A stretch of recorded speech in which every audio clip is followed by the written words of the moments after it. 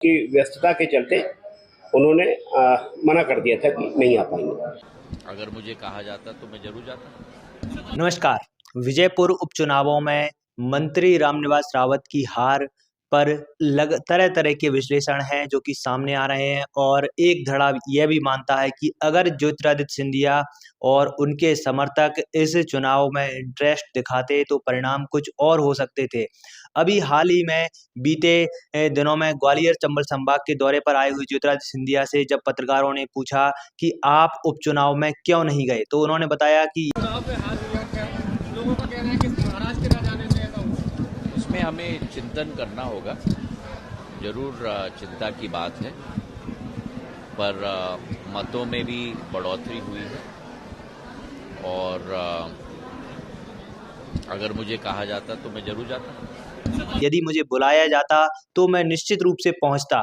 अब यह बयान जब सामने आता है ज्योतिरादित्य सिंधिया की तरफ से, जो कि ग्वालियर चंबल संभाग की राजनीति की धुरी कहे जाते हैं और मध्य प्रदेश में भी बड़ा नाम है। हम कह सकते हैं बुधनी में हो सकता है उनका प्रभाव नहीं हो, वहां पर नहीं गए, लेकिन ग्वालियर चंबल संभाग में कहीं चुनाव है और वहां सिंधिया ना पहुंचे और वो बीजेपी की तरफ से जब स्टार प्रचारकों की सूची में होते हैं तो यह एक सवालिया निशान खड़ा कर देता है। क्या बीजेपी में गुटबाजी इस कदर हावी हो चुकी है जैसे पहले कांग्रेस में हुआ करती थी? हालांकि कांग्रेस की गुटबाजी भी समय समय पर निकल करके सामने अभी भी आती रहती है। एक पक्ष है जीतू पटवारी और कमलनाथ पक्ष है, अलग अलग इनकी गुटबाजी खुल करके सामने आती है। लेकिन जो विजयपुर उपचुनावों की हार हुई है, इस पर अब कहीं ना कहीं दोषारोपण करने की कवायद शुरू हो चुकी है और दोषारोपण किया जाने लगा है ज्योतिरादित्य सिंधिया पर, केंद्रीय मंत्री ज्योतिरादित्य सिंधिया पर। और जब यह बयान सामने आता है तो पूरे ही प्रदेश की राजनीति में हड़कंप मच जाता है और इस बीच में बीजेपी के वरिष्ठ पदाधिकारी जो कि प्रदेश महामंत्री हैं, वह प्रेस कॉन्फ्रेंस करके कहते हैं कि ज्योतिरादित्य सिंधिया को बुलाया गया था चुनावों में।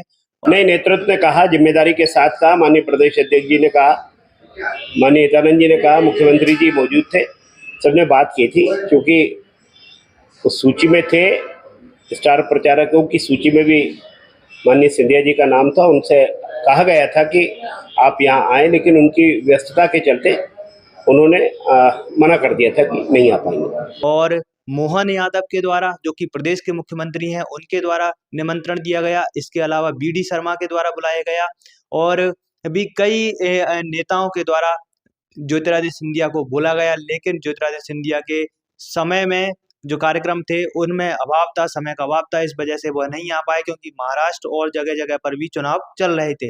फिलहाल यह तो कह नहीं सकते कि कौन सत्य बोल रहा है कौन असत्य बोल रहा है, लेकिन एक तरफ ज्योतिरादित्य सिंधिया कह देते हैं कि मुझे बुलाया जाता तो कुछ मैं निश्चित रूप से आता और हार निश्चित रूप से गंभीर है और चिंतन करना चाहिए। ज्योतिरादित्य सिंधिया की तरफ से ये बयान आना अपने आप में एक बड़ा ही राजनीतिक रूप से देखा जा रहा है, क्योंकि बीते समय की अगर हम बात करें तो माधवराव सिंधिया ही रामनिवास रावत को राजनीति में लेकर के आए, लेकिन रामनिवास रावत ज्योतिरादित्य सिंधिया के साथ में बीजेपी में नहीं गए और इस बात की टीस या कसक ज्योतिरादित्य सिंधिया के मन में सदैव रही, क्योंकि वह रामनिवास रावत को चंबल संभाग में अपना सबसे खास नेताओं में से एक मानते थे और उसी कसक को वो अभी तक भी नहीं भुला पाए हैं। शायद यह बयान यही दर्शाता है।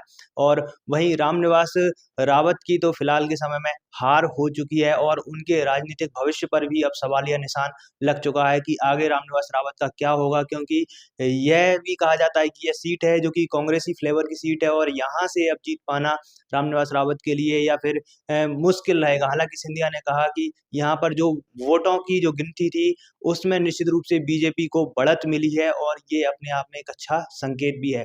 फिलहाल के समय में जो यह बयान ज्योतिरादित्य सिंधिया का सामने आया है, इसके ऊपर आपका क्या सोचना, अपनी राय जरूर कमेंट बॉक्स में लिखते जाएं। और सबसे बड़ी बात यह है कि ग्वालियर चंबल संभाग में यदि चुनाव होते हैं और केंद्रीय मंत्री ज्योतिरादित्य सिंधिया नहीं पहुंचते हैं तो निश्चित रूप से तो यहाँ पर ये प्रश्न जो पूरे ही चुनाव चल रहा था, चुनाव कैंपेन चल रहा था, तब भी ये लगातार ये सवाल उठ रहे थे और बड़े बड़े पत्रकार हैं, राजनीतिज्ञ हैं, वो भी ये कह रहे थे कि क्या ज्योतिरादित्य सिंधिया अगर आते हैं तो क्या कुछ कैंपेन की दिशा बदल जाती। सबसे बड़ा सवाल तो यह है क्या रामनिवास रावत जो कि स्वयं इस चुनाव के दूल्हा थे, यानी कि कैंडिडेट थे, प्रतिनिधि थे, क्या उन्होंने ज्योतिरादित्य सिंधिया को आग्रह किया या नहीं किया, या सिर्फ वह नरेंद्र सिंह तोमर के ही कह सकते हैं एक उसमें रह गए कि सिर्फ नरेंद्र सिंह तोमर के सहारे ही मैं पूरे चुनाव को लीड करता हूँ, और आत्मविश्वास या अति आत्मविश्वास कह सकते हैं उसमें रह गए कि उनको लगा कि शायद मुझे किसी और को मनाने की आवश्यकता नहीं है। अगर वो ज्योतिरादित्य सिंधिया को मनाते तो शायद क्या परिणाम कुछ और हो सकते थे,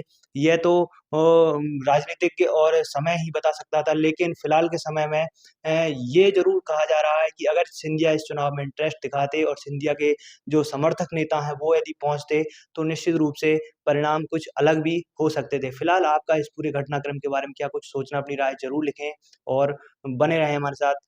धन्यवाद। और यदि आपने अभी तक हमारे इस चैनल को सब्सक्राइब नहीं किया तो सब्सक्राइब ज़रूर करें।